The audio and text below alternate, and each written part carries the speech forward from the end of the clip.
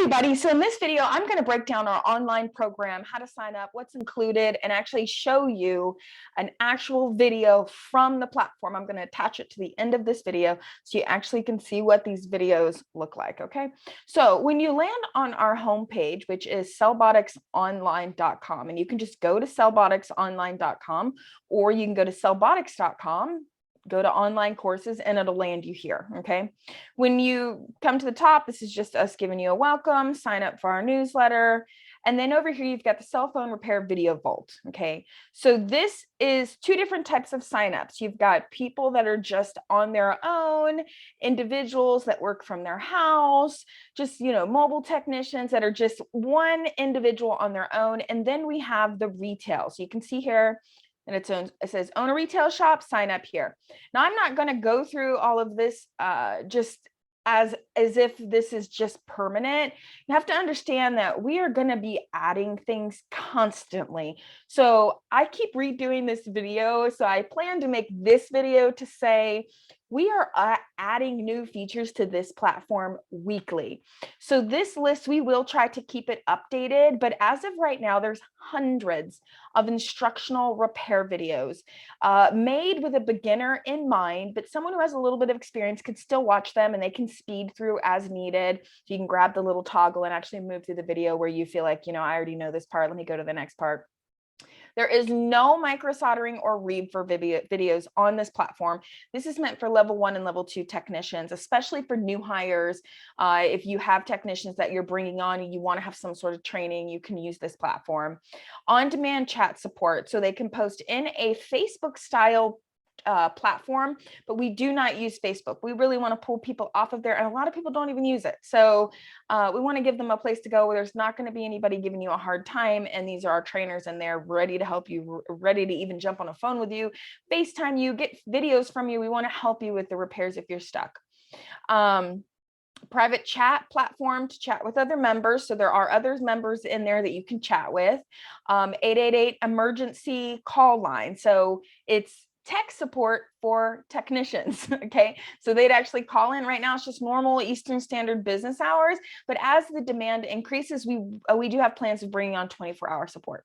Concentrated topic courses. Now, I want to really, this is so exciting for me because we are taking individual topics, like say grounding, right? And we are deep diving, and we are making a course just for that and then dropping it on this platform. So then you can sit your employees down and they can watch video courses about repair, or you can actually have them do individual topics that get scientific, and they will really understand that topic and why they need to be doing certain things.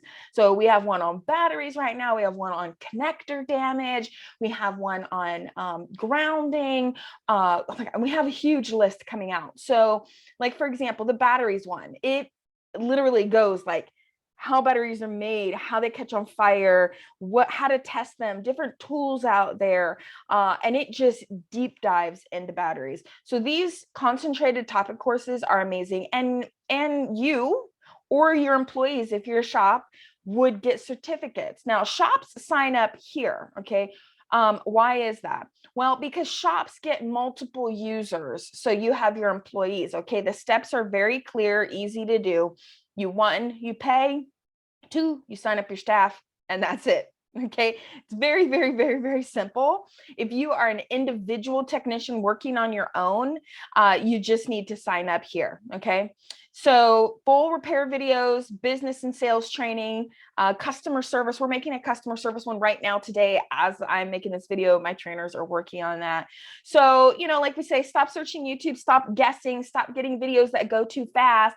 These videos are real time. So I'm going to go ahead and I'm actually going to get into the owner side of here, which would be the same as an individual. The thing with the owners, the reason that you want to sign up if you own a store here is because you get the added benefit of your employees having login. So then you can see what they're doing. Do not share your login with your team. Okay. This platform will make us aware of any suspicious behavior, or if it seems like, it's being used across multiple computers simultaneously, the login, and it will let us know. Okay. This is specifically, each person needs to use their own login. Okay. So if you are the owner of the account, no matter if you're a store owner or an individual tech, this is the platform you're going to see. If you are a store owner and your staff log in, I'm going to show you what the difference is going to be. So up here, you've got community and products, right? This is really where the juice of everything is. So community, I'll show you what this is real quick. This is like our Facebook style chatting platform. Okay. So this was just us posting yesterday that, hey, we launched a concentrated course about batteries, and just letting you guys know. And you can see that people are posting on here and talking to each other every day. Okay. Now, products, you can also see other members, all of that. To post on here is pretty easy. I'll go over that. Test topic. You can upload a video.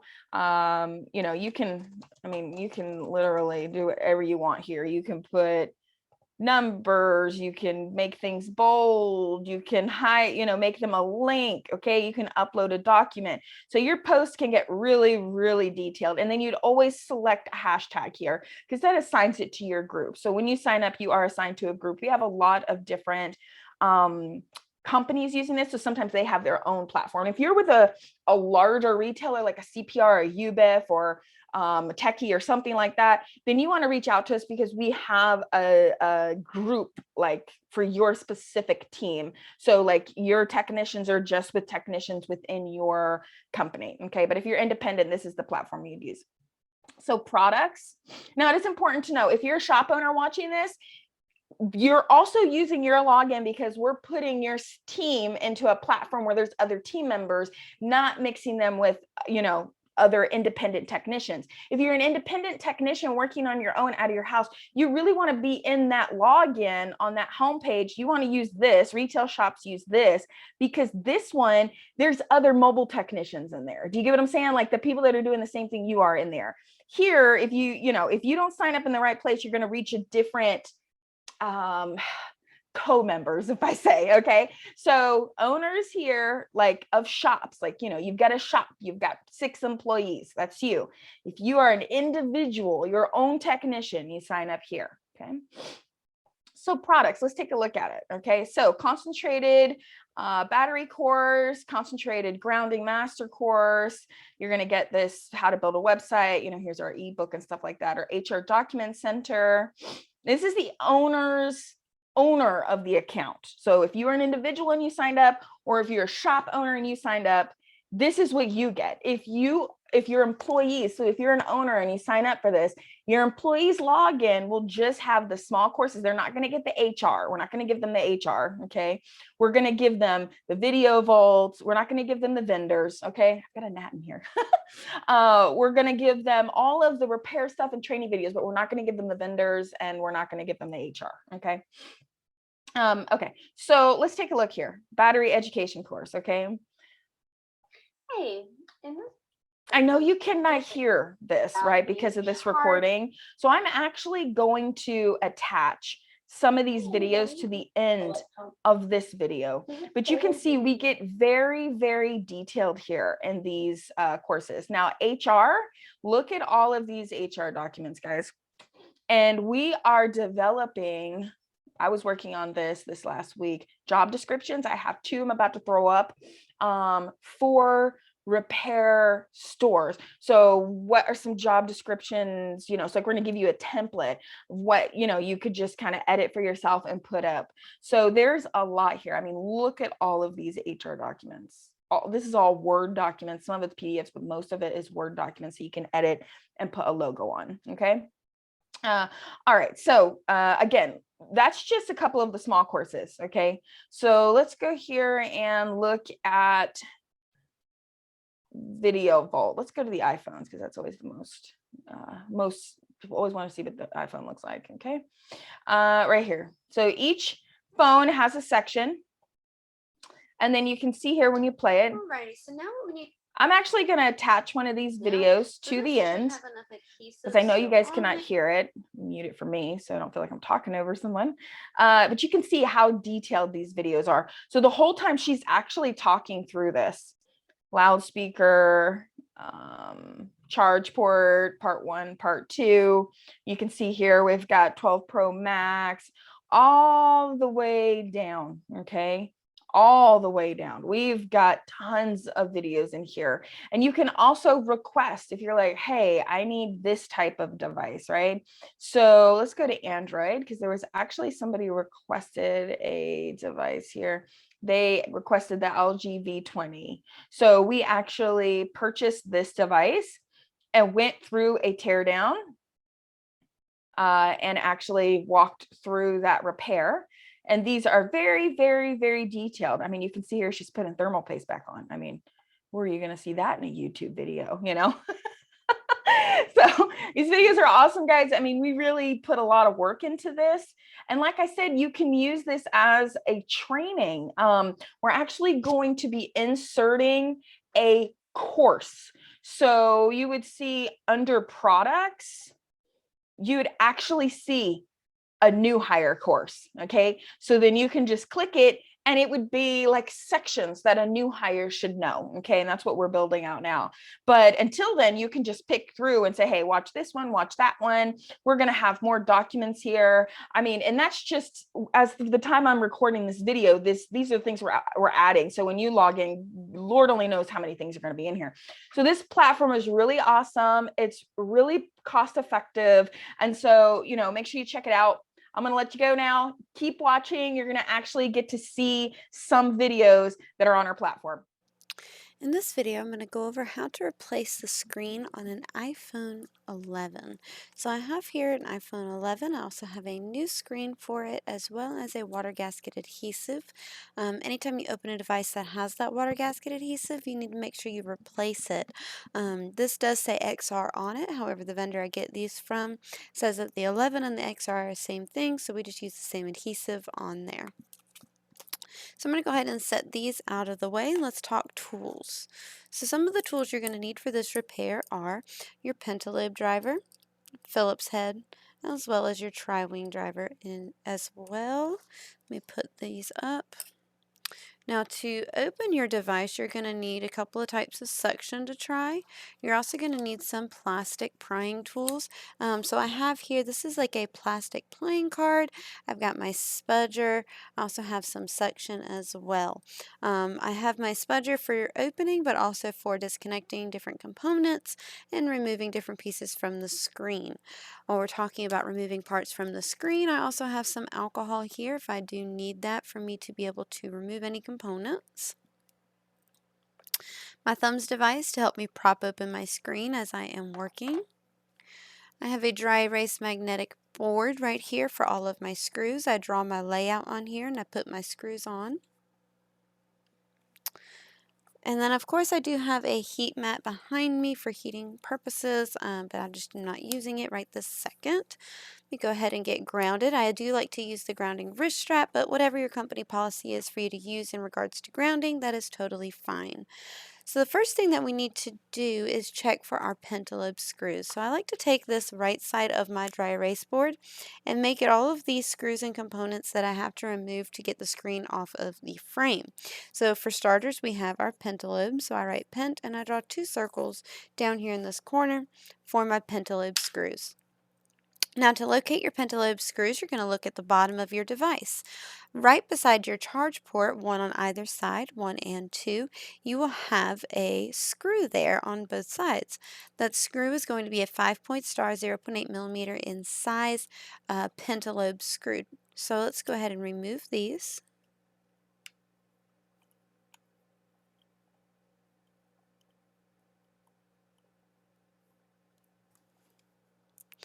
There's one.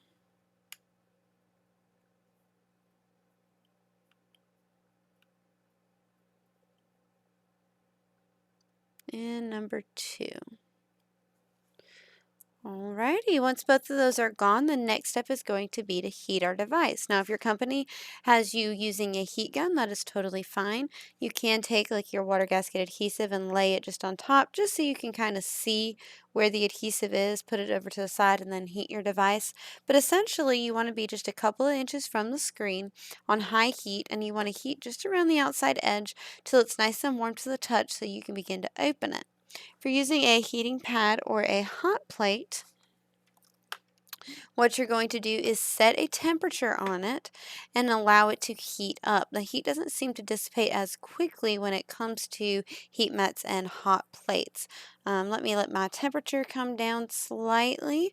I keep mine set between 65 and 70 degrees Celsius, so we're good. We're coming down in temperature right there. And we're going to allow this to sit on here for a full 5 minutes. Now, when it comes to temperature, you do not want to exceed 80 degrees Celsius, which converts to about 176 degrees Fahrenheit. And you also don't want to exceed 10 minutes. The reason we have this limit is so that we do not damage anything internally, like our battery, motherboard, or other small components. So I'm going to allow this to sit here, like I said, for the full 5 minutes, and then we will come back and open this up together.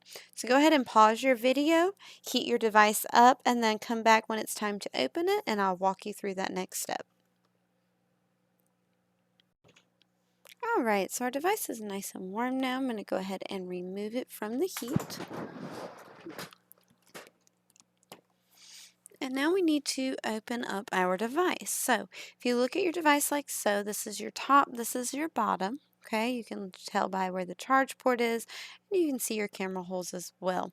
So when you open it, it's going to go left to right like this, so you have flex cables on this side. So when you begin to open it, I want you to open it from the bottom, and I want you to open it from this side. If you're using your double-handled or double-sided suction cups, be sure to firmly hold down on the side where your cables are at, so that when you go to do this, well, mine's not going to stick. You don't just pop it all the way off really hard. So I'm just going to use this portion right here and just start trying to gap it here. Oops. Try to insert my playing card.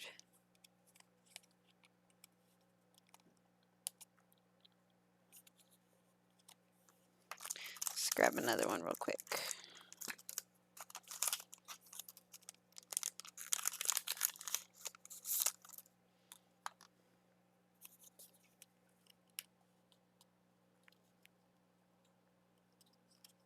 There we go. Once we've got something in there, well, that came out.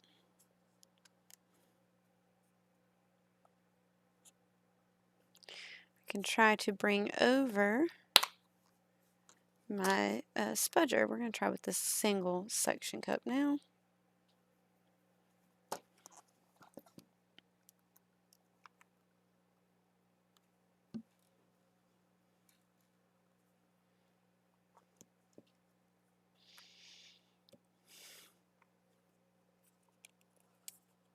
There we go. Now we are inside. Grab our spudger and we'll start to go around. Now carefully, once you have that spudger in and you're starting to sever adhesive, don't go past those brackets there. And you can also remove the section so you're not holding it and making anything break. Going around this top part. Down this side. Now this is where all of your cables are, so you just need to be cautious as you sever that adhesive. Kind of wiggle it free slightly and open up. So like I said, it is left to right. Prop it like so. And now we need to go ahead and disconnect our battery. So our battery connector is actually kind of hidden here. If we look under this cable, there's actually a connector that goes underneath the shield. So there are 1, 2, and then there's actually a third screw kind of hidden back here on this shield plate. So there's 3, it's kind of an L shape. So I'm going to go ahead and draw that on my layout mat here.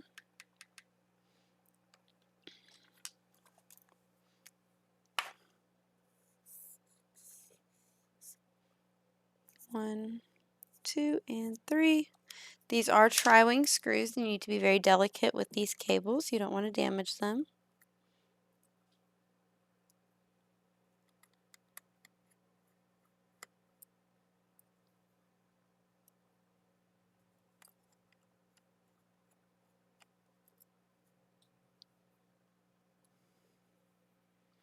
We remove this shield.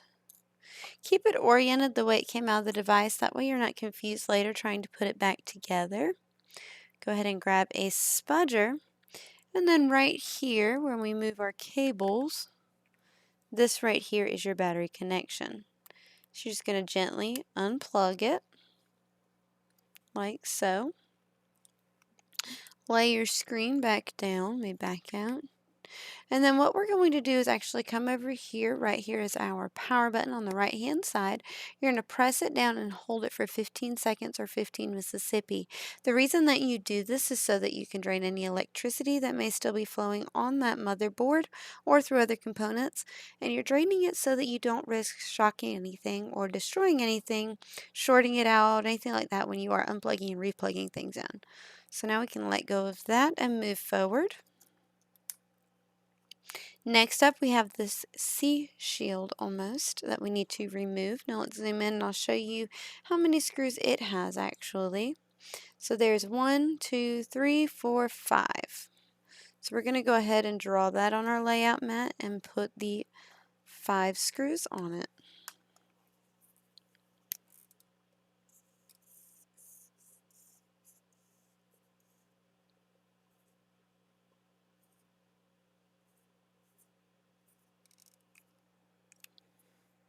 These are all tri-wing as well.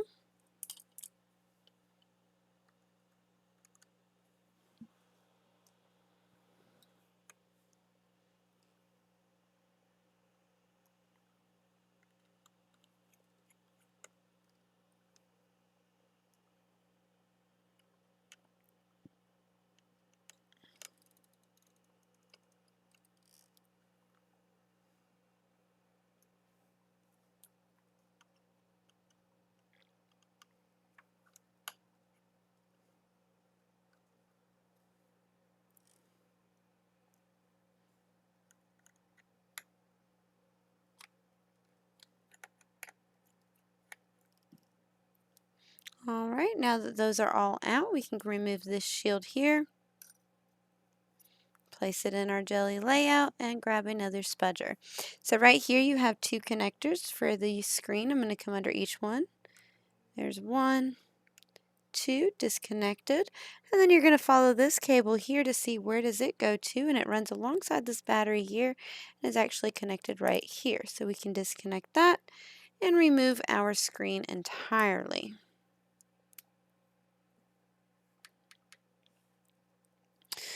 Alright, so I'm going to go ahead and set our rear housing out of the way as well as our thumbs because we don't need those right now. We can go ahead and, well, let me see if I can scrape off some of this adhesive. It's kind of gross. Grab our new screen right here.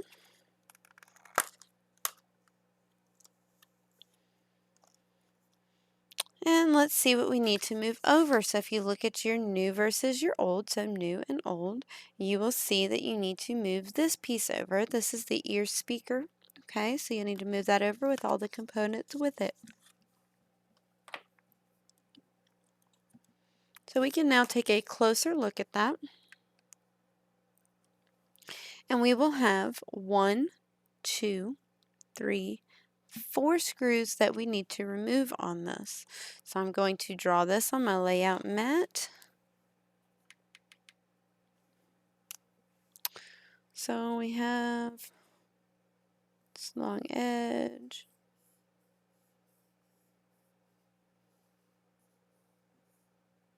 It's kind of wonky. 1, 2, 3, 4.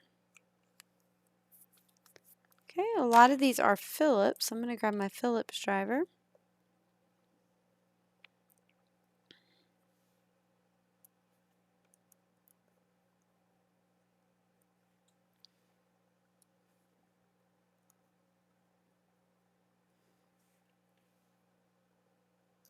Okay, let me grab my tri-wing now.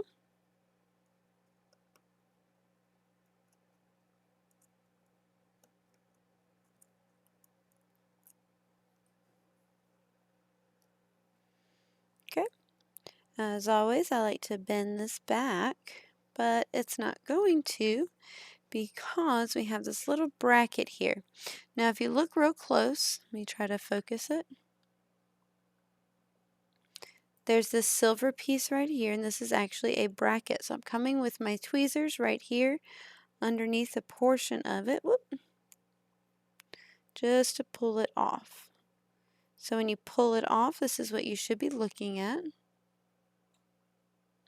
Okay, and that little gasket guy goes over that little piece in the back. So I'll set that out of the way, and now I can fold this down. Once again, I will have access to my microphone, my proximity and ambient light sensor. So I'm going to take my spudger. If you need to put a little alcohol on the tip, you can. But you're just going to come underneath this part here, sever the adhesive, get the mic up, as well as your sensors.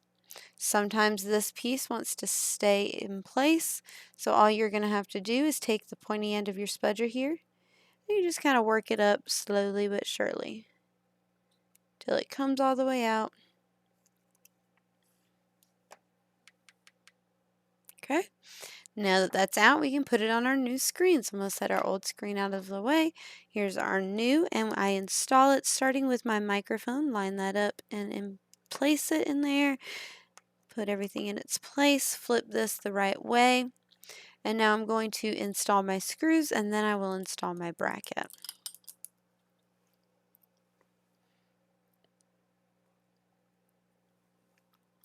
Starting with this tri-wing screw at the top.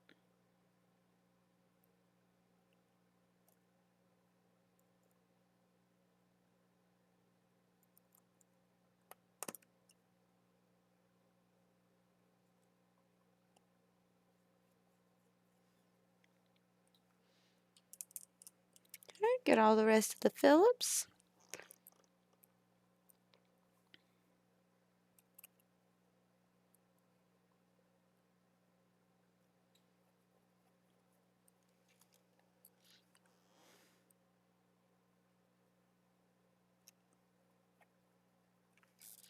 One last screw on here.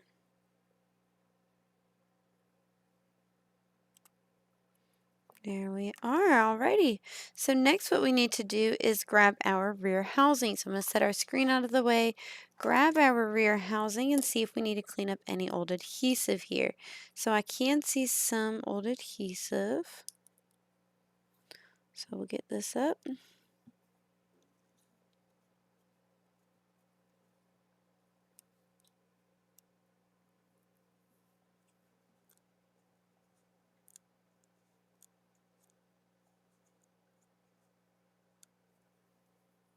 Okay, let me grab a spudger. Get these last little bits up.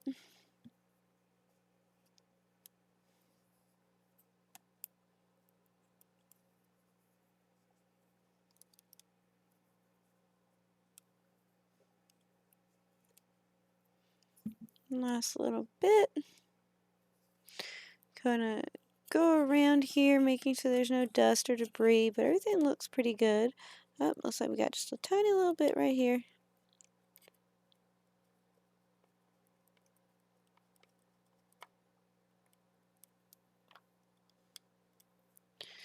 And right here. It's just best practice to get all the old adhesive out so it adheres best with the new. Okay. Once we get all of that adhesive out, I'm going to go ahead and grab my new adhesive here.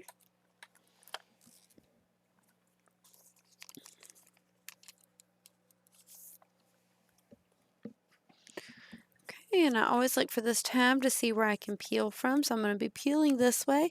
This portion will line up with the charge port. So typically I have to flip my device around like so. Peel this back just a little bit so that I can line it up into the frame of the device. Okay, and now I'm going to just walk it down. making sure that the adhesive is going onto the frame to the best of my ability. Once that is done, grab your spudger and you're just going to kind of press it into the frame with that spudger. Make sure it's adhering. Okay, especially pay attention to your corners. There we have it. So there is still one more layer on there, but we will remove that when we are ready to close up our device. So flip it back around, grab your thumbs, and let's plug everything back in.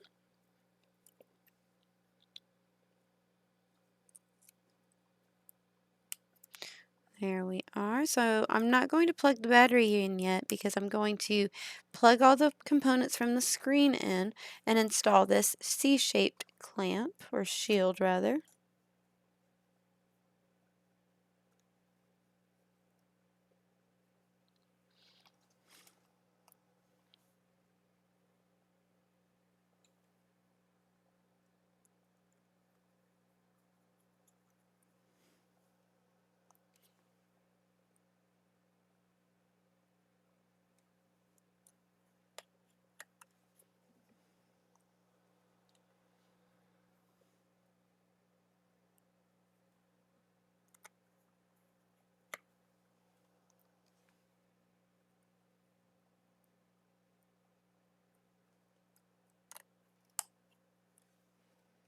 Last one.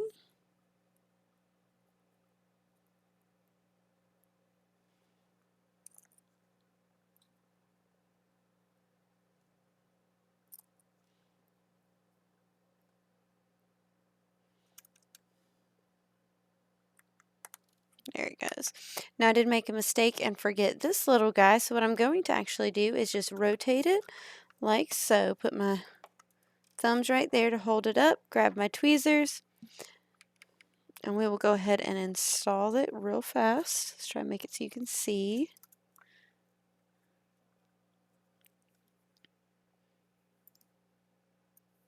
Just goes right on top here. There it goes. Seated that in. Flip this all around. Plug in that battery.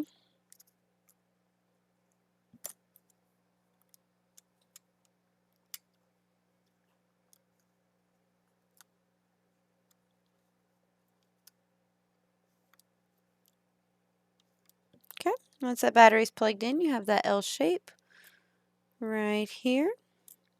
Remember, you had 3 screws on that, all tri-wing, and just be cautious of those flex cables there.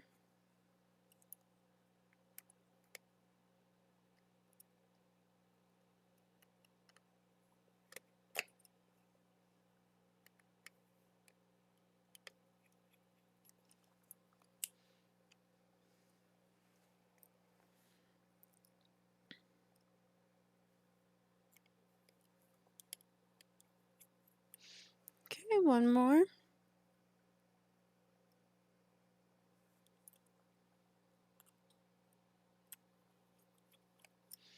Perfect. Now that that's all done, you can grab this blue film, peel it up off of this adhesive.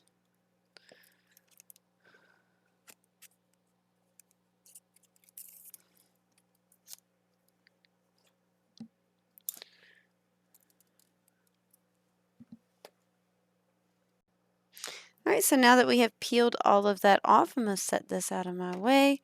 Go ahead and pair up that top portion. Make sure it's nice and flush.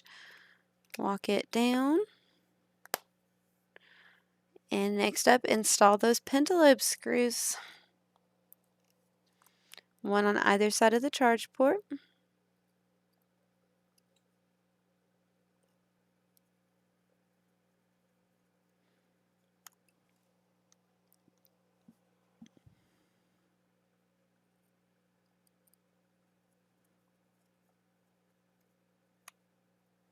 And there you have it. That is how you replace the screen on an iPhone 11. In this video, we're going to cover the Chun-Li battery detection connecting board for the Chun-Li iCopy system. So I have right here the iCopy. This is the second generation. Now there are two different boards for this particular model when it comes to batteries. So this first board we're going to be talking about is the battery detection and connecting board. And we have a couple of different batteries we're going to plug into this, and I'm just going to go over what each of these different things mean for it, okay? So let me go ahead and get myself grounded. I do already have my gloves on so that we can handle these batteries.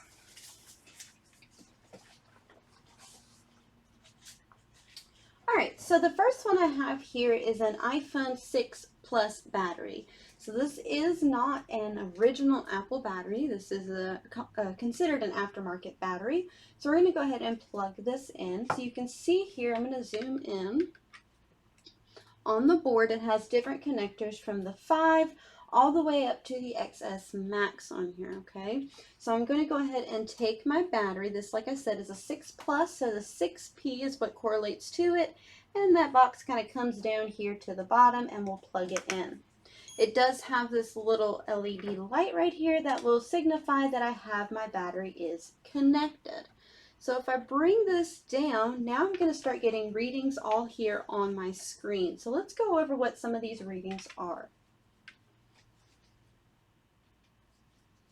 For starters, it's having difficulty identifying the model because it is not an original battery. It does say that it is an iPhone battery, but it says iPhone null. So sometimes this will happen with aftermarket batteries. It's not a big deal though.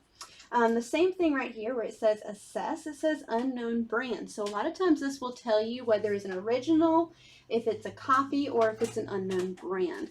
Right here you're going to see where it says MCU chip, and it has some numbers after it. So the MCU chip is a microcontroller chip that is actually on the battery, and this number is going to vary from phone to phone, from battery to battery, as to what type of MCU chip it is. So a lot of this information is actually not listed on here very well. You can't really tell what's going on because of the type of battery that this is. So let's go ahead and remove this one, and let's plug in an original Apple battery and see what happens. So this right here is an original Apple battery. We're going to go ahead and plug it in. This one is for an XR.